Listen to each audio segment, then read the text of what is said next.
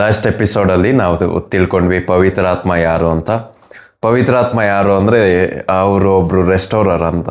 ನಾವೇನೆಲ್ಲ ಕಳ್ಕೊಂಡಿದ್ದೀವಿ ಅದನ್ನು ಮತ್ತೆ ನಮಗೆ ಕೊಡೋರು, ಮತ್ತೆ ನಮಗೆ ನಾವು ಹೊಂದ್ಕೊಂಡಿರುವ ಶಾಪಗಳನ್ನ ಆಶೀರ್ವಾದವಾಗಿ ಬದಲಾವಣೆ ಮಾಡೋರು, ಮತ್ತು ದೇವ್ರ ಚಿತ್ತದ ವಿರೋಧವಾಗಿ ಏನೆಲ್ಲ ನನ್ನ ಜೀವಿತದಲ್ಲಿ ನನ್ನ ಒಂದು ಜೀವಿತದ ಯಾವುದೇ ಒಂದು ಏರಿಯಾದಲ್ಲಿ ದೇವ್ರ ಚಿತ್ತಕ್ಕೆ ವಿರೋಧವಾಗಿ ಏನೆಲ್ಲ ಇದೆಯೋ ಅದನ್ನೆಲ್ಲ ತೆಗ್ದು ಒಳ್ಳೇದನ್ನ ಆಕೆ ಅದರ ಜಾಗದಲ್ಲಿ ರಿಪ್ಲೇಸ್ ಮಾಡೋರು ಅಂತ ನಾವು ತಿಳ್ಕೊಂಡ್ವಿ.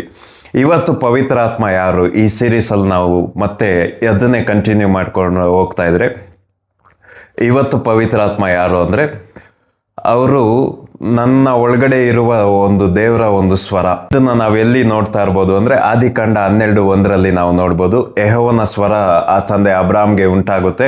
ಆ ಸ್ವರ ಏನು ಹೇಳುತ್ತೆ ಅಂದರೆ, ನೀನು ನಿನ್ನ ಒಂದು ಸ್ವಂತ ದೇಶವನ್ನು, ನಿನಗಿರೋ ಸಂಬಂಧಿಕರನ್ನ, ಬಂಧು ಬಳಗನ ಬಿಟ್ಟು ನಾನು ತೋರಿಸುವ ಒಂದು ದೇಶಕ್ಕೆ ನೀನು ಹೋಗು ಅಂತ ಹೇಳ್ತಾರೆ. ನೆಕ್ಸ್ಟ್ ಸ್ವಲ್ಪ ವಾಕ್ಯಗಳ ನಂತರ ತಂದೆ ಅಬ್ರಾಮ್ ತಡ ಮಾಡ್ತಾರೆ ಇಲ್ಲ ಅಂತಿಲ್ಲ, ತಡ ಮಾಡಿದ್ರು ಅವರು ಈ ಸ್ವರಕ್ಕೆ ಕೇಳಿ ತಲೆಬಾಗಿ ದೇಶವನ್ನು ಬಿಟ್ಟು ದೇವರು ತೋರಿಸುವ ಒಂದು ದೇಶಕ್ಕೆ ಹೊರಟೋಗ್ತಾರೆ. ಮತ್ತೆ ಈಸಾಕ್ನ ಒಂದು ಜೀವಿತದಲ್ಲಿ ನಾವು ಅಬ್ಸರ್ವ್ ಮಾಡ್ಬೋದು, ದೇವ್ರ ಸ್ವರ ಅವನಿಗೆ ಕೇಳಿಸುತ್ತೆ. ಮತ್ತೆ ಯಾಕೋಬನ ಒಂದು ಜೀವಿತದಲ್ಲಿ ನಾವು ಅಬ್ಸರ್ವ್ ಮಾಡ್ಬೋದು, ದೇವ್ರ ಸ್ವರ ಅವನಿಗೆ ಕೇಳುತ್ತೆ. ನೋಹನ ಒಂದು ಜೀವಿತದಲ್ಲಿ ನಾವು ಅಬ್ಸರ್ವ್ ಮಾಡ್ಬೋದು, ದೇವ್ರ ಸ್ವರ ಅವನಿಗೆ ಕೇಳುತ್ತೆ. ಬೈಬಲ್ ಪೂರ್ತಿಯಾಗಿ ಹಳೆ ಒಡಂಬಡಿಕೆಯಲ್ಲಿ ಯಾವಾಗಲೂ ನಾವು ನೋಡ್ತಾ ಇರ್ಬೋದು, ದೇವ್ರ ಸ್ವರ ಈ ಜನ ಕೇಳ್ತಾನೆ ಇರ್ತಾರೆ.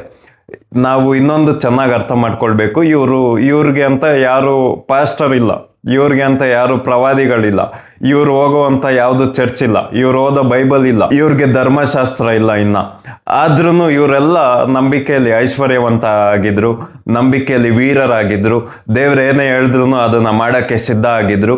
ಇದಕ್ಕೆಲ್ಲ ಕಾರಣ ಏನು ಅಂದರೆ, ಅವ್ರಿಗೆ ನಾವು ಏನು ದೇವರ ಒಂದು ಸ್ವರವನ್ನು ವಾಕ್ಯದಲ್ಲಿ ಓದ್ತಾ ಇದ್ದೀವೋ ಅದು ಆ ಸ್ವರ ಅವರ ಒಳಗಡೆನೇ ಇತ್ತು. ಆ ಸ್ವರ ಯಾರು ಅಂದರೆ ಪವಿತ್ರಾತ್ಮ.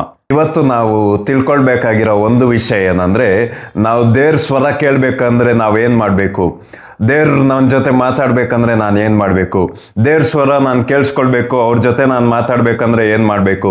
ಇದಕ್ಕೆಲ್ಲ ನಾವು ಕಷ್ಟಪಡೋ ಅವಶ್ಯಕತೆನೇ ಇಲ್ಲ. ಯಾಕಂದರೆ ಯೇಸು ಕ್ರಿಸ್ತ ನಮಗಾಗಿ ಕಷ್ಟಪಟ್ಟು ಸತ್ತಿ ಅವರು ತಂದೆ ಕಡೆಯಿಂದ ಒಬ್ಬ ಸಹಾಯಕನ್ನ ಕಳಿಸಿದ್ದಾರೆ, ಅವರ ಒಂದು ಸ್ವರವನ್ನು ಕಳಿಸಿದ್ದಾರೆ, ಅವರ ಒಂದು ಮಾತನ್ನ ನಮಗೆ ಕಳಿಸಿದ್ದಾರೆ.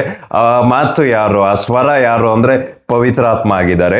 ಈ ಪವಿತ್ರಾತ್ಮ ಯುಗದ ಅಂತ್ಯವರೆಗೂ, ನನ್ನ ಜೀವಿತ ಎಲ್ಲಿವರೆಗೂ ಇರುತ್ತೋ, ನನ್ನ ಲೋಕದ ಒಂದು ಯಾತ್ರೆ ಎಷ್ಟು ದಿನ ಇರುತ್ತೋ ಅಷ್ಟು ದಿನ ನಮ್ಮೊಳಗಡೆ ಇದ್ದು ಏನು ಮಾಡ್ತಾರೆ ಅಂದರೆ, ಅವರು ದೇವರ ಒಂದು ಸ್ವರವಾಗಿ ಅವ್ರು ನಮ್ಮ ಜೊತೆ ಮಾತಾಡ್ತಾ ಇರ್ತಾರೆ. ಅಷ್ಟೇ ಅಲ್ಲ, ಬಿಡಬೇಕಾಗಿರೋದನ್ನ ಬಿಡಿಸ್ತಾರೆ, ಮಾಡಬೇಕಾಗಿರೋದನ್ನ ಮಾಡಿಸ್ತಾರೆ. ನಮಗೆ ಒಂದು ಲೈಫ್ ಟೈಮ್ ಒಬ್ಬ ಮೋಟಿವೇಟರ್ ಆಗಿ, ನಾವು ತಪ್ಪು ಮಾಡಿದಾಗ ನಮ್ಮನ್ನ ಸರಿ ಮಾಡುವ ಒಬ್ಬ ಒಳ್ಳೆ ತಂದೆ ಆಗಿ, ನಮಗೆ ಸಂತೈಸಬೇಕೇ ಬೇಕಾದಾಗ, ಯಾರು ನಮಗೆ ಇಲ್ಲದೆ ಇದ್ದಾಗ ಒಬ್ಬ ಸಂತೈಸುವ ಸ್ವರವಾಗಿ ಅವರು ನಮ್ಮೊಳಗಡೆ ಇದ್ದಾರೆ.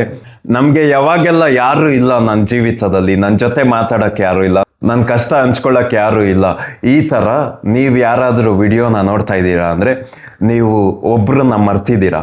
ನೀವು ಎಣಿಸುವಾಗ ಒಬ್ರನ್ನ ಎಣಿಸಿಲ್ಲ. ನೀವು ನಿಮ್ಮ ಒಳಗಡೆ ದೇವ್ರ ಸ್ವರ ಇದೆ. ಆ ಸ್ವರ ಯಾರು ಅಂದರೆ ಪವಿತ್ರಾತ್ಮ. ನಮ್ಮ ಒಳಗಡೆನೇ ದೇವ್ರು ಮಾತಾಡ್ತಾ ಇದ್ದಾರೆ. ನಾನು ಇದನ್ನು ಹೇಳುವಾಗ ನಮಗೆ ಚರ್ಚ್ ಬೇಡ, ಪಾಸ್ಟರ್ ಬೇಡ, ಅವ್ರು ಬೇಡ, ಇವ್ರು ಬೇಡ ಅಂತ ಹೇಳ್ತಾ ಇಲ್ಲ. ನಾನೇನು ಹೇಳ್ತಾ ಇದ್ದೀನಿ ಅಂದರೆ, ದೇವ್ರ ಸ್ವರ ಕೇಳೋಕ್ಕೆ ಕಷ್ಟಪಡಬೇಕಾಗಿಲ್ಲ. ಪವಿತ್ರಾತ್ಮನೇ ಆ ಸ್ವರವಾಗಿದ್ದಾರೆ. ನನಗೆ ಅವ್ರು ಹಂಗಂದ್ರು, ಇವ್ರು ಹಂಗಂದ್ರು, ನನ್ನ ಬಗ್ಗೆ ಒಳ್ಳೇದಾಗಿ ಮಾತಾಡೋರೇ ಯಾರೂ ಇಲ್ಲ ಅಂತ ನೀವು ನೆನೆಸ್ತಾ ಇದ್ರೆ, ನಮ್ಮ ಒಳಗಡೆ ಒಳ್ಳೇದನ್ನ ಮಾತಾಡೋ ಒಬ್ಬ ವ್ಯಕ್ತಿ ಇದ್ದಾನೆ. ನಮ್ಮನ್ನ ಚೇರ್ ಮಾಡೋ ಒಬ್ಬ ವ್ಯಕ್ತಿ ಇದ್ದಾನೆ. ನಮಗೆ ಮೋಟಿವೇಟ್ ಮಾಡೋ ಒಂದು ವ್ಯಕ್ತಿ ಇದ್ದಾನೆ. ಅವರು ಯಾರು ಅಂದರೆ ಪವಿತ್ರಾತ್ಮ. ನನ್ನೊಳಗಡೆ ದೇವ್ರ ಸ್ವರ ಆಗಿದ್ದಾರೆ. ಆಮೇಲೆ